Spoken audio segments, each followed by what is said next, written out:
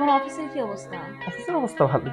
এই সাইটগুলো কি হবে? হ্যাঁ, কাজটা হয়ে যাবে মনে হয়। আর দোয়া করো যে কাজটা হয়ে যায়, হলে তো কিছু রাজীব, টাকা আসবে। মা, বসেন মা। তুমি অনুমতি ছাড়াই ঘরে ঢুকে গেলে, তোমার কখনো কি বুদ্ধি হবে না? তুমি এসব কি বলতেছো রাজীব? তুমি চুপ থাকো, তুমি যা জানো না তা বলো না। ছেলের ঘরে মায়ে ঢুকবো, এর জন্য কি অনুমতি লাগবো? তুমি মা, ভাবতেই আমার অবাক লাগে। হ্যাঁ, সব সময় তুমি শুধু শফিকের দিকেই টেনেছো, কোনোদিন আমার কথা চিন্তা করেছো? আমি যে তোমার একটা ছেলে, তোমার সেটা মনে আছে? শুধু কিছু লাগলেই তুমি আমার কাছে আসো। তোমার কি মাথা খারাপ হয়ে গেছে? তুমি মার সাথে কি বলতেছো এসব?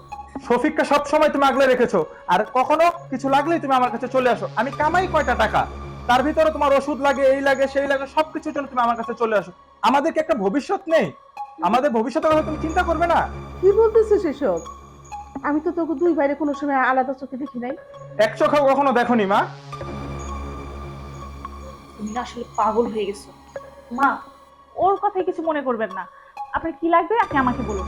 মা, কালকে রাত থেকে আমার শরীরটা খুব খারাপ, এই ওষুধের কথা আমি কইতেছিলাম। কি বললেন মা? আপনি বসুন, আপনি বসুন, এখনই বসুন। দেখেছো? দেখো, আমি বলেছিলাম না কিছু লাগলে আমার কাছে আসে, আর শুধু থাকে শুধু শফিকের কাছে, সব সময় শফিককে বাঁচিয়ে চলে। থাক বাবা, আমার ওষুধ লাগবো না, আমি সুস্থ হয়ে গেছি। আমার খাওয়াইতে যে তোর সংসার চালাতে কষ্ট হয়, আমি আর কোনোদিন তোর রুমে আসুন না।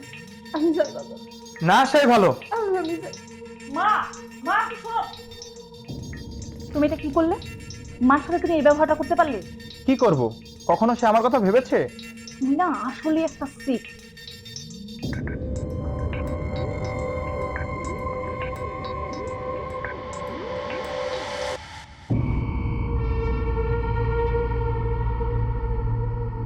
আরে, আজকে এত তাড়াতাড়ি চলে আসলে?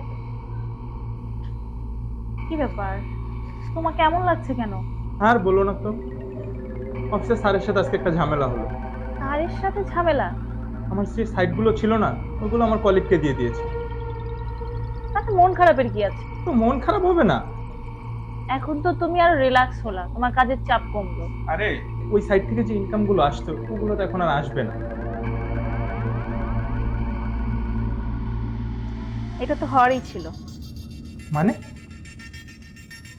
মানে হচ্ছে, আমাদের কোরআন হাদিসে আছে আল্লাহ পাক নিজে মানুষের রিজিক দান করে, কারো রিজিক কেউ কখনোই হাত দিতে পারে না।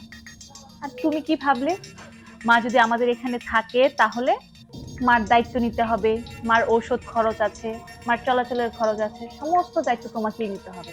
আর সেটা ভেবে তুমি মাকে শফিকের বাসায় পাঠিয়ে দিবে। এখন বুঝো? আমার না খুব বড় ভুল হয়ে গেছে। তুমি ঠিকই বলেছো, আমি ভুল করে ফেলেছি। মা বাবাকে খাওয়ালে যে ঘরে অশান্তি না শান্তি নেমে আসে, আমি সেটা বুঝতে পারিনি। যাক, তুমি যে এখন বুঝতে পেরেছো তাতেই অনেক। একটা কাজ করো, তুমি শফিকের বাসায় যাও, বাসায় গিয়ে মাকে সরি বলে আসো আর মাকে আমাদের বাসায় নিয়ে আসো। আমি এটা পারবো না, আমার না লজ্জা লাগছে। তুমি আমার সাথে চলো না। আচ্ছা ঠিক আছে, তুমি যাও, গিয়ে ফ্রেশ হয়ে নাও, তারপর আমি আর তুমি দুজন মিলেই যাব। আচ্ছা।